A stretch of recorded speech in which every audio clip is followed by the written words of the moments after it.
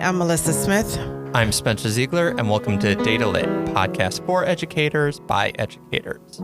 So, Mellisa, we have our yearly tradition. You know, spring is here, pollen has hit. Hopefully. And it's testing season. Yep, exactly. So, yeah, past few years, we've done a testing episode. Season 4, we did that kind of history of standardized testing. Yeah. And then last year, we went traveling. We did kind of testing across the globe, where we looked at 4 countries and what standardized testing looked like there. Do you remember which 4 countries? I did not put this in the show notes. So this is unfair, Australia, and I apologize. Yep. South Africa. Yep. Sweden. No. I forget the last 2. Finland and Singapore. No, okay. Yeah. So we're going to take a similar approach this year, just kind of zooming in a little bit more, and we're going to do kind of testing across the USA. Sort of like a staycation. Yeah. I like it. Well put. So each of us, we kind of looked into a lot of different states, and we each chose 2 states that we thought had kind of interesting setup that we're going to kind of share. What were your 2 states that you chose? So my 2 states were Mississippi and Rhode Island. Yep. And I went a little further west. I have California and Hawaii. Okay. All right, so let's start with Mississippi. Sure. Okay, so what does standardized testing, what does the end of the year testing look like in Mississippi? So in Mississippi, they use the Mississippi Academic Assessment Program called MAP, where students are tested in ELA and in math every year from grades 3 through 8. And in science, grades 5 and 8. And then in high school, they shift to an end of course exam. In the courses are Algebra 1, English 2, Biology, U.S. history, sort of like ours. Yep. And so while coverage seems very typical in Mississippi, I think they would say that they have a layered system which is meant to provide like a pipeline of data across a student's entire K-12 experience. So they've got these early literacy screeners from pre-K to 3. They have a high-stakes reading assessment in grade 3. Then they have these annual summatives in grades 3 through 8. And then finally, they have a course-based exam in high school. So that if you were to track an individual student, you kind of have this like a data portfolio kind of, say, for students. Okay. Sounds cohesive. So like that pipeline. Tell me more about that. So most of their MAP assessments are computer-based. I think coming out of COVID, I think almost every state went in that direction. So they include a mix of selected response, your traditional multiple choice items, the technology enhanced items, which is what we see a lot of coming out of COVID. But they also have constructed responses, especially in ELA, which includes a writing task or several writing prompts. Okay. And in every grade, from grades 3 all the way to English 2. Interesting. Yeah, I know some states just do more sampling with the constructed responses, but every grade, as early as 3, they have that. Yes. Interesting. So for them, students are not just picking answers. They're like writing, explaining, and applying their thinking. Yeah. So what would you say is unique about Mississippi? So I think one of the first things is that 3rd grade, they call it like a reading gate, right? So Mississippi is nationally known for tying assessments to promotion policy in grade 3 reading.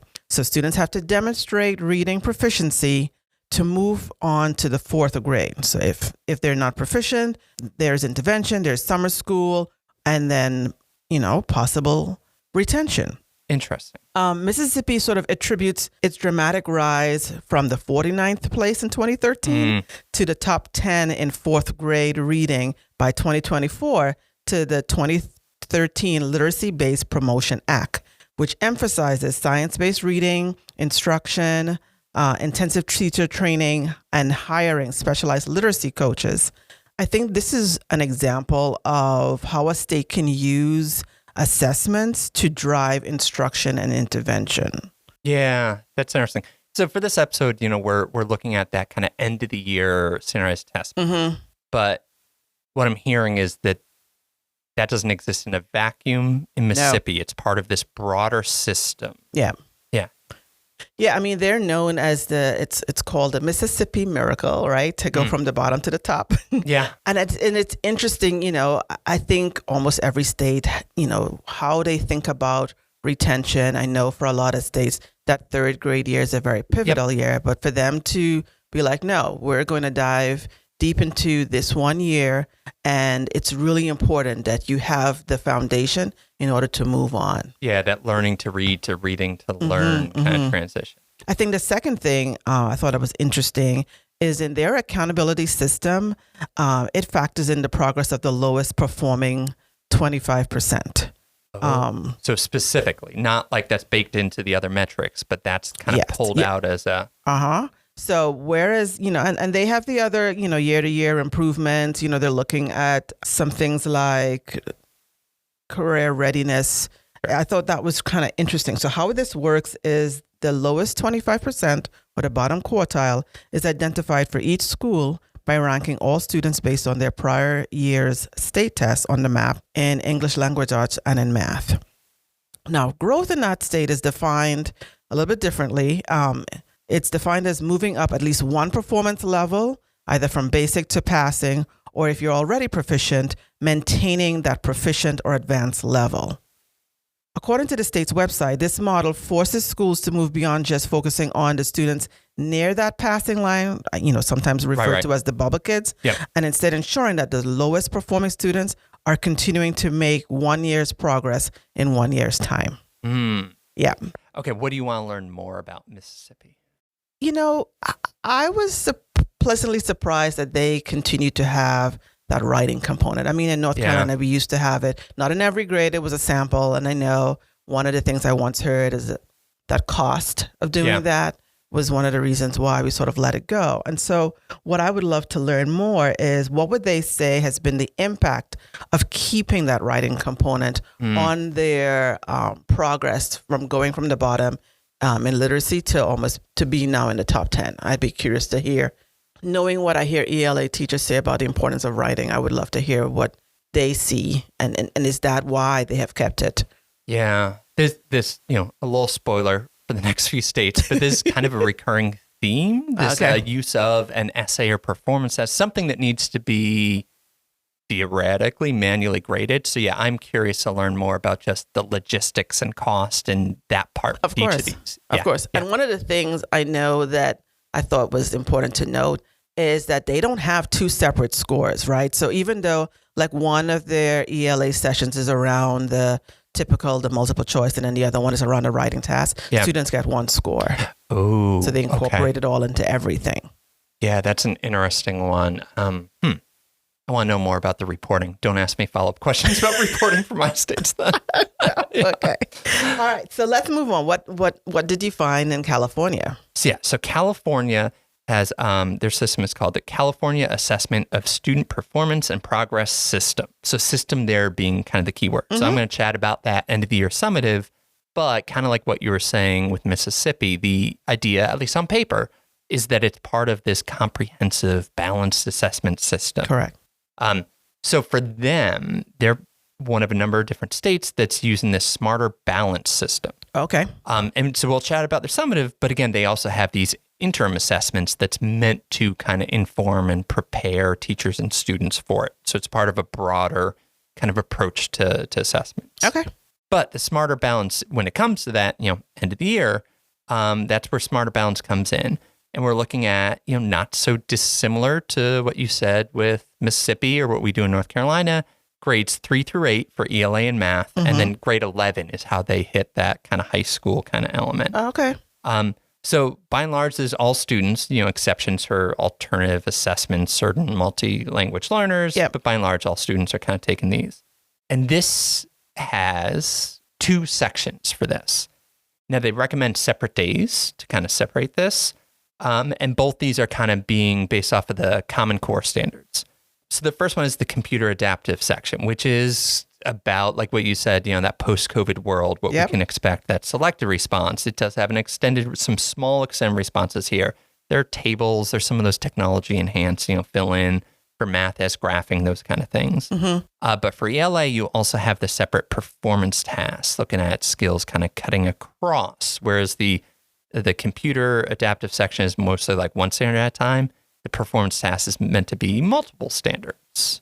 Okay. So you mentioned a performance task. So what does that look like? I'm curious. Yeah, so it's interesting. So I'll use for an example, they release items, from time to time. So 2019, I thought this was illustrative and also just interesting based on how things have changed in the world since. But they had a performance task called "Are Pennies Worth Producing?" Oh, interesting. Timely. Yeah. So essentially, students get that kind of question, that prompt, and they review articles, and not even just articles, they review artifacts, I'm going to say, on each side of this debate.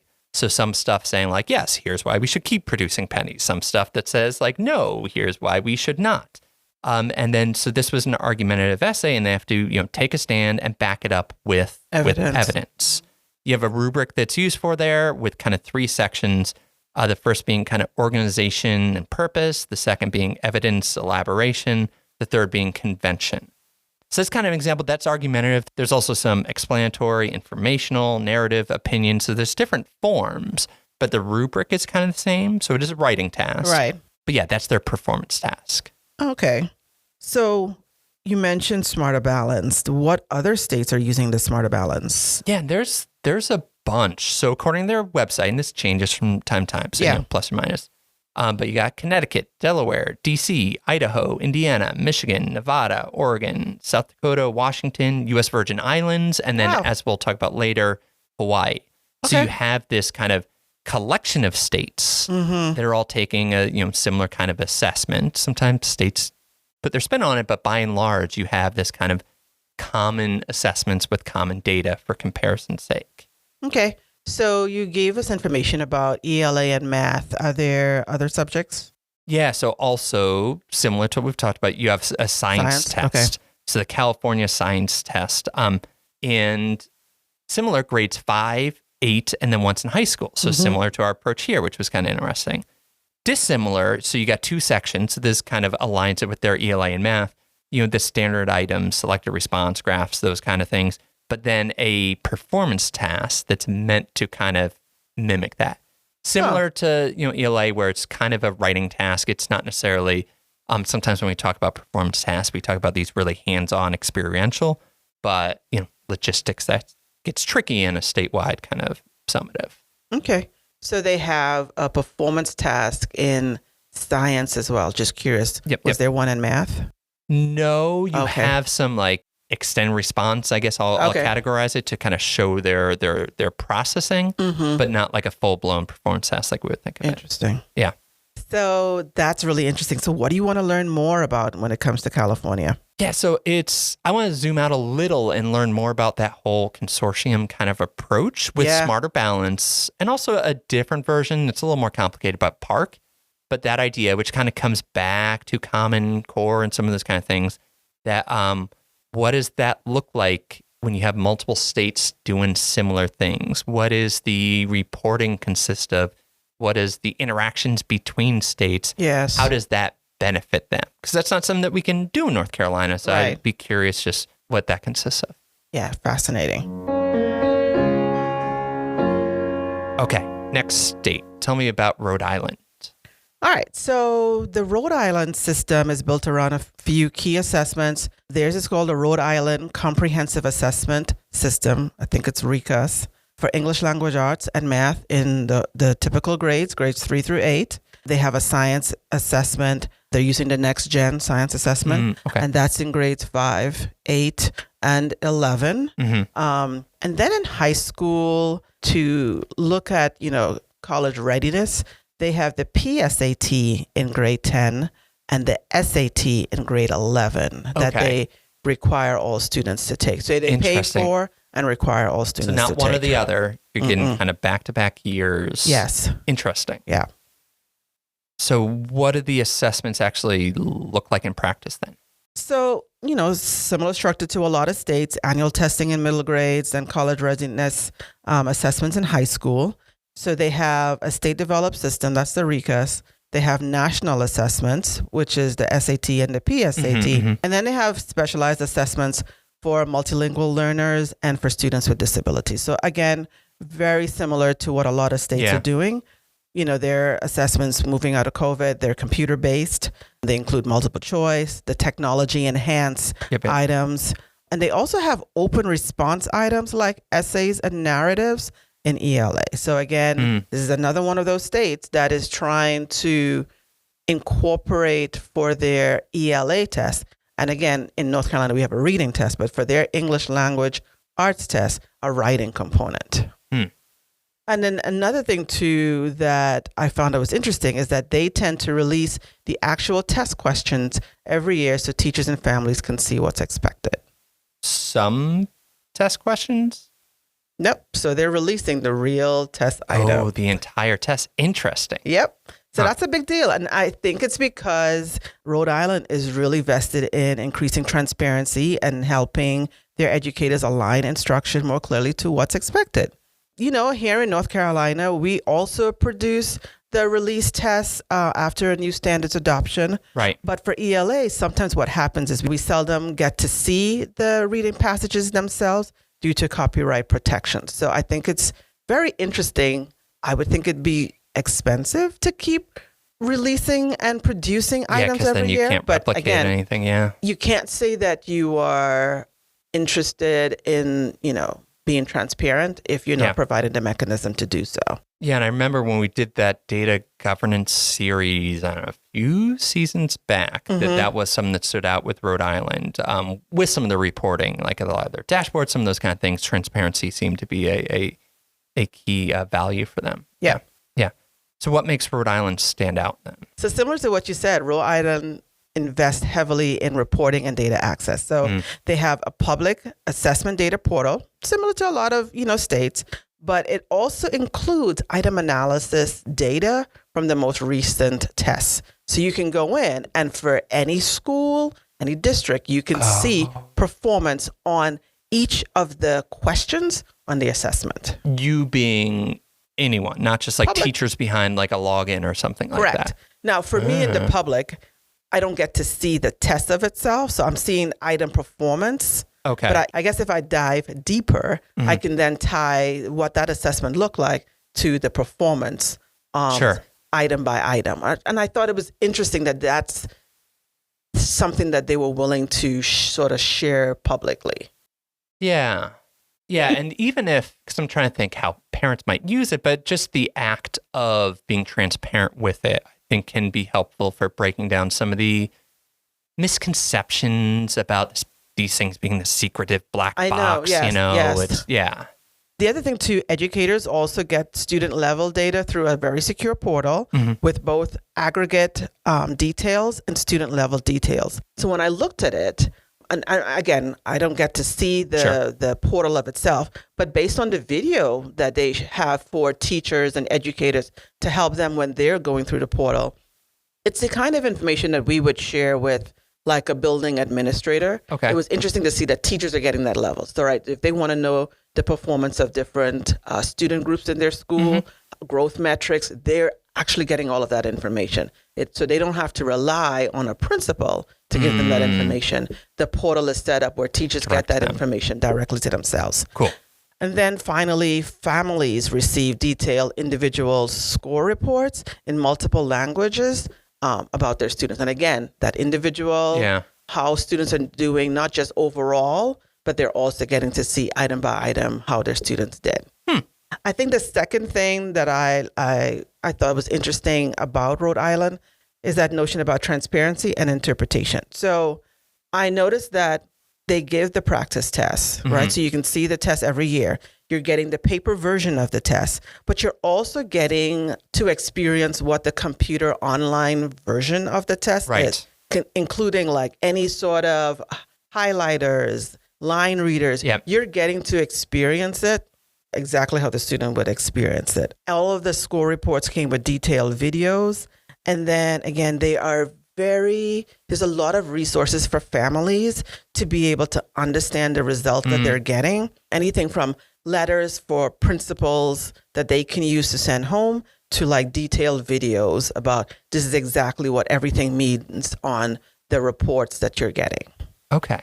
So for me, I think what is interesting to note is they're trying to build data literacy and not just generate data. So as you mentioned, when we looked at last season, that report that we saw from the National Forum for Education Statistics, that document highlighted Rhode Island as a state where they are very much intentional about data visualization. Yeah. And that comes across not just in having that report card dashboard that we saw, but, breaking it down for every level for here's what it would look like for the public. Here's what it would look like for educators. And here's what it would look like for families. All right. That's cool. I appreciate that. So what else do you want to learn about Rhode Island? So in all of this, I discovered that they have this data coaching initiative, which sort of requires small cohorts of educators from each school and district representatives to collaborate in a year-long PD to learn how to analyze all of the data that they receive to inform educational decisions and increase student outcomes. That is something I think we try to do, but to see that this is a statewide initiative, I would love to know more about what does that look like. And that the fact, you and I have spoken in the past about drive-by sort of PD doesn't work. And so the fact that they dedicate a year to the process is also interesting as well. Yeah, and this might be one of the spots where it's intriguing going from giant state in California to a tiny state in Rhode Island, that there might be more things that they can do, when you have just fewer students. Yeah. All right. So last but not least, Hawaii. Tell us more about what did you find out? Yeah. So they're also in Smarter Balance. Yeah. So for most students, it's pretty straightforward. We already covered it, that grade 3 through 8, 11th ELA math, the Smarter Balance approach. What do you mean by most students take the test? So this is where it gets cool. So there's also something called the Ka'apuni Assessment of Education Outcomes. I think I have the pronunciation right, but I apologize if not. So this is an assessment that some other students take. And the purpose is to support a fair, valid, and reliable assessment that demonstrates the achievement of Hawaiian language immersion schools in Hawaiian language arts, math, and science for the purpose of community accountability, as well as state and federal accountability. So I like that it's not just state and federal, but that community accountability stands out. Second bullet for this purpose is an appropriate pathway to grow and improve the Hawaiian language immersion program in classroom curriculum at the school level, in Hawaiian immersion families and the broader community. And then third, the reliability and validity of building the foundation of an assessment that is informed by Hawaiian knowledge, wisdom, and intelligence. That was a mouthful. So who are taking these tests? Yeah, so there's going to be the students that are enrolled in Hawaiian language enrollment programs. Okay. So students that are kind of speaking that old Hawaiian language. So in terms of like the grades, it's similar and it matches, which makes sense because this is kind of a different assessment you can kind of take instead of the Smarter Balance, not in addition to. Oh, okay. So ELA and math 3 through 8, science 5 and 8. Okay. And it's a relative small but growing percentage number of students. So like going back to 2015, 2016, it was 1,500 kids. Okay. Fast forward a decade, 25, 26, it was 2,600 kids. Okay. Now, for context, in Hawaii, there's 165,000 students in the entire state. Okay, yes. Okay. And not all of those are in grades 3 through 8, all those kind of things there. So about 24%, roughly a quarter of the students are identifying as Native Hawaiian. So this assessment and this system, this approach is really meant for that kind of quarter of the students. And the demand keeps growing because, a quarter of students is a decent chunk. Yep. The challenge is how to meet that demand. Because, for instance, like there's only 2 teacher prep programs in the state, and that's, however many different islands. So it's not so easy to kind of jump to a different one. Right. For this like Hawaiian language programs. So it's been growing and growing throughout the years to have this assessment for these Native Hawaiian speakers. Sounds interesting. What's the format like? Because it sounds like there's a parallel structure. Is the format the same as well? It's similar in some ways and different in some key ways. Okay. So in terms of like the format of the assessment, like the types and those kind of things, similar. computer interactive questions, constructed response, a performance task, similar there. So you can have these kind of apples to apples. Okay. A little bit different in terms of delivery. Like this one is untimed. They really recommend multiple sessions, like 1 through 4. So they have kind of a different approach for like how to think of kind of standardized testing, which I think is kind of fascinating. But the biggest key is something they call culture first design. So it's not just a translation of the other tests. It's not just you can take this in your native language. We went through and kind of translated kind of sentence by sentence. That's what a previous version was. But then this one established and started working on in kind of 2014 was approached a little bit differently. It's created from the ground up, written in native language using the context for the prompts and the tasks. So that like the language and culture is not just a hindrance that gets lost in the translation, literally and metaphorically. Yes. But it's the emphasis of the test itself, like preserving and celebrating and focusing on the culture throughout that, which I think is pretty cool. Just based on what you described, to me, this sounds like the ideal example of what it is to be culturally responsive when it comes to assessments. Yes, 100%. And that's kind of what I want to learn more about with this, because it made me think of, in some ways, there's a nice way to kind of come full circle with this season, because we start early on with that culturally responsive assessment. So I really want to learn more about that, like Hawaiian immersion programs in terms of what this means with instruction and then instruction's relationship with assessment. Because it's only really a sadly relatively recent thing. In 1900, there were 0 Hawaiian immersion language schools in the entire state. 1987, there's still only 2. So it's been growing since then in terms of the amount of schools, just trying to find enough teachers that can kind of be behind it. So I want to learn more about just, okay, how has this evolved over time in trying to reclaim something that was taken away? Yes. And then how do you have assessment that is going to, again, from that ground up, tap into it so that their culture that they're bringing is not something that gets in the way, but something, an asset that they bring. This idea that education and assessment does not exist in a vacuum. And then we need to be cognizant and responsive to the cultures and contexts of the communities that we serve. So I want to kind of learn more about what this looks like in Hawaii, which then I think can be this case study for there's versions of this throughout our country, throughout our world, really. I think I admire them for it not just being a translation of the English version, right? Yeah. Where you can have this parallel system and still honor your culture, right? Because we've kind of talked about how assessments have changed, how assessments have been modeled based on different cultural experience or impacts. And I admire them for having a parallel structure, but still just the way they think about life and being and how that translate into assessment development. Yeah. Which I think leads us to some takeaways. So we'll zoom back out. We looked at 4 states. What are some of the key takeaways that you have from this process? I think for me, it's just so fascinating how it depends on how each of the states define the purpose of assessment, that purpose influences the structures and the design, right? Yeah. Again, you just talked about Hawaii in the purpose of assessment for them is about preserving culture. And so if it's about preserving culture, then when they're designing, we're not just doing a swap of translation, but just thinking about, why do we need to have it done in one setting? We can have multiple settings. Why does it need to be timed? If it is about really truly understanding what is it you know and understand, then take your time to demonstrate that, right? To even going to a state like Rhode Island, if we say that we care about everyone being able to understand the data so that they can make use of the data, then what does data visualization need to look like, right? Designing it with the end user in mind. Again, if that's their purpose, you could see that in their structures, that is being lived out. Yeah. What about you? What's a takeaway that you have?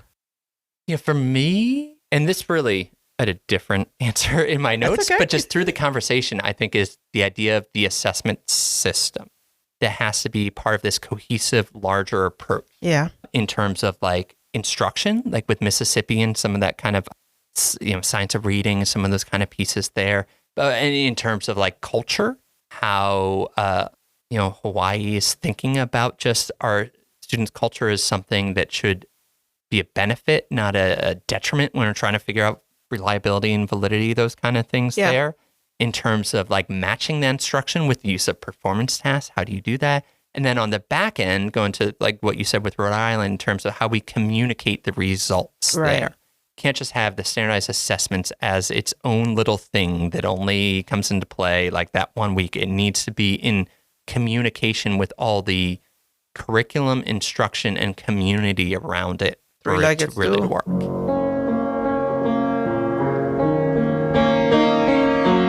Okay, so we're coming towards the end of the season. Just one kind of wrap-up episode left. Hard to believe. Yeah. Mellisa, thank you for chatting about standardized testing across the U.S. with me today. Yeah, the staycation worked out very well. Yes.